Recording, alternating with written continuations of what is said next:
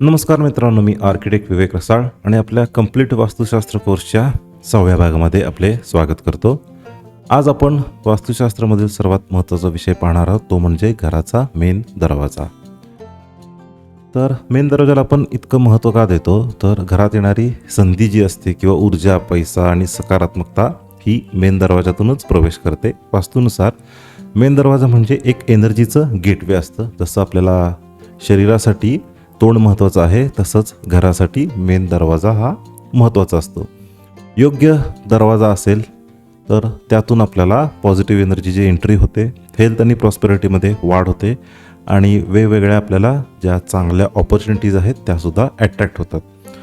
तर तोच दरवाजा जर चुकीचा असेल तर आपल्याला बऱ्याच गोष्टींमध्ये अडथळे येतात, आर्थिक अडचणीसुद्धा येतात आणि मानसिक अस्थिरतासुद्धा बघायला मिळते.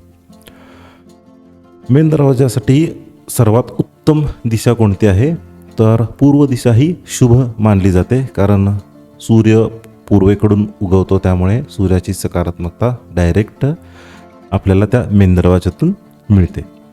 उत्तर दिशेला कुबेराचं स्थान असल्यामुळे आपल्याला धन, करिअर आणि प्रगतीसाठी ही उत्तम दिशा मानली जाते. त्यामुळे बरेच जण उत्तर दिशेला मेन दरवाजा द्या असं आम्हाला सांगतात. आता जो ईशान्य कोपरा असतो तो पण अत्यंत शुभ असतो, पण त्याचं काही मोजमाप असतं. त्या मोजमापावर तो जर दरवाजा दिला तर फार आपल्याला चांगले रिझल्ट्स बघायला मिळतात. आता अवॉइड काय करायचं आपल्याला, जर पॉसिबल असेल तर साऊथ वेस्ट, साऊथ ह्या दोन दिशांना अवॉइड करायचं आहे. जर ह्या दोन दिशेला असेल तर आपल्या सगळ्यांना माहितीच आहे की आपण एक हनुमानजींचा एक फोटो लावतो मेन एंट्रन्सवर, जेणेकरून काही निगेटिव्ह एनर्जी येत असेल तर ती येऊ नये घराच्या आत म्हणून. आणि पश्चिमेला सुद्धा देऊ शकतो, पण अवॉइड केलेलं चांगलं. पण काही एक ठराविक मोजमाप असतं, त्याच्यात जर आपण तो दरवाजा बसवला तर काही प्रॉब्लेम होत नाही. आता आपला जो मेन दरवाजा असतो त्याचा उंची, त्याची मापं, त्याचं डिझाईन कसं असावं, तर हा सगळ्यात मोठा प्रॉमिनंट दरवाजा असला पाहिजे इतर दरवाजांपेक्षा.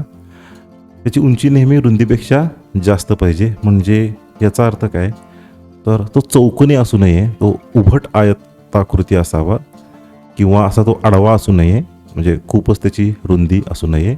आणि जर सिंगल पॅनल डोअर असेल तर फारच शुभ मानला जातो. डबल पॅनल थोडा सिक्युरिटी वाईजसुद्धा आपल्याला तो थोडा आपण वीक मानला जातो, त्यामुळे सिंगल पॅनल असलेला कधीही चांगला. अवॉइड काय करायचं आपल्याला, की तुटलेला दरवाजा, आवाज करणारे हिंजेस आणि दरवाजात काही जर अडकत असेल तर ते आपल्याला अवॉइड करायला हवं.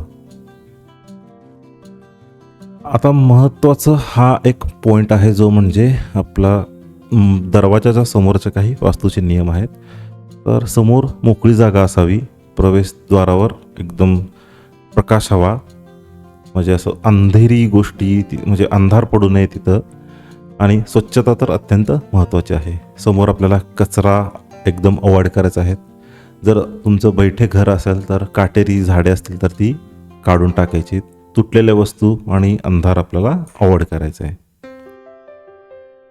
आपण आता बघणार आहोत की रंग कोणते द्यावेत. जर आपला दरवाजा हा नॉर्थ ईस्टकडे असेल, नॉर्थ किंवा ईस्टकडे, तर पांढरा, हलका पिवळा किंवा क्रीमिश कलर द्यायचा आहे. साऊथकडे असेल तर ब्राऊन, बीज द्यायचा आहे. पूर्ण काळा किंवा गडद लाल हे कलर अवॉइड करायचे आहेत. तर मेन डोअर आणि स्टेअरकेस किंवा टॉयलेट, आता हा एक बऱ्याचदा ना, म्हणजे मी जे गावठांमधली घरं असतात की ज्यांच्याकडे खरंच जागा नसते, तिथं हे प्रॉब्लेम बघतो की मेन दरवाजाच्या समोरच एकदम जिना असतो, तो असू नये. एक काहीतरी त्याच्यात पार्टिशन वगैरे असावं आणि त्यानंतर जिना असेल तर फार चांगलं असतं. टॉयलेट तर एकदम टाळायचंच आहे, शक्यतो कोण देत नाही, पण जागेच्या अभावी बऱ्याच जणांना द्यावं लागतं. तिथे थोडेसे प्रॉब्लेम्स फेस करावे लागतात. आणि मेन दरवाजा आपण ज्यावेळेला उघडतो घराच्या आत जाण्यासाठी, समोर आरसा कधीही नसला पाहिजे, तिथे टाळावा शक्यतो. तर ज्यावेळेला एखादं एक्झिस्टिंग घर घेतो त्यावेळेला काही एक छोट्याशा ह्या रेमेडीज आहेत. तर बऱ्याचदा उंबरा नसतो, तो उंबरा असावा. जर काही प्रॉब्लेम्स असतील, जर आपण जे मागचे पॉईंट्स बघितलेत, तर त्यापैकी काही जर आपले पॉईंट्स बसत नसतील तर तिथे आपण भरपूर लाईटिंग द्यायची आणि दरवाजा नेहमी स्वच्छ ठेवावा याचा प्रयत्न करावा. तर मेन दरवाजा जर आपला योग्य असेल तर आर्थिक वास्तू आपोआपच सुधारते. आपण पुढच्या भागात बेडरूमची वास्तू बघणार आहोत, म्हणजे शांत झोप आणि नातेसंबंधांसाठी तो व्हिडिओ असणार आहे. तर व्हिडिओ आवडला असेल तर लाईक करा आणि काही प्रश्न असतील तर तुम्ही मला कमेंटमध्ये विचारावा आणि ज्यांनी कोणी सबस्क्राईब केलं नसेल त्यांनी प्लीज सबस्क्राईब करा. भेटू नेक्स्ट व्हिडिओमध्ये.